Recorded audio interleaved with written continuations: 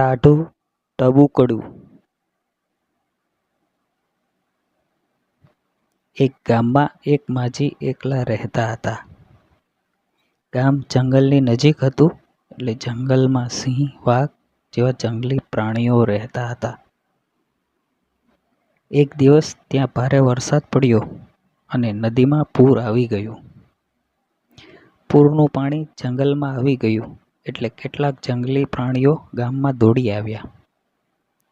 એક વાઘ માજીના ઘર પાસે આવી ગયો. વાઘ ભૂખ્યો હતો એટલે માજીને બીક લાગી કે તેમને મારી નાખશે, એટલે માજી ગાવા લાગ્યા.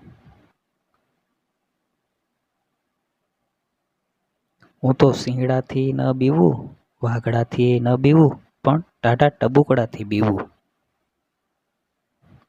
આ સાંભળીને વાઘ અચંબામાં પડી ગયો. આ કેવું કે માજીને કોઈ જંગલી પ્રાણીની બીક નથી લાગતી, પણ એક ટાઢા ટબુકડાથી બીક લાગે છે. એટલે એણે ટાઢા ટબુકડાને મળવાનું નક્કી કર્યું અને માજીના ઘરે ગયો. વાઘ માજીના ઘરની બહાર ઊભો રહ્યો.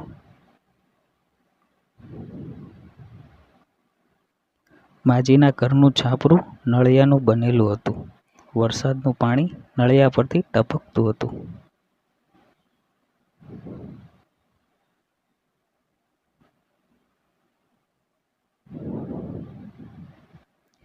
વરસાદ રહી ગયો હતો એટલે પાણી ટીપે ટીપે ટપકતું હતું.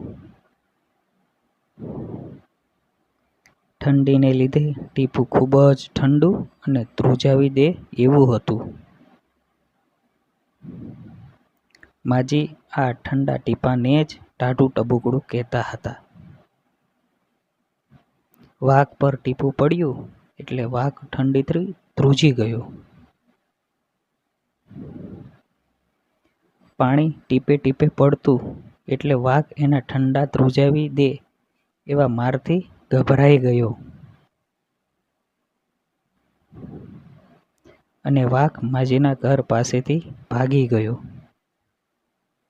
આમ ટાઢા ટબુકડાએ માજીને બચાવી લીધા.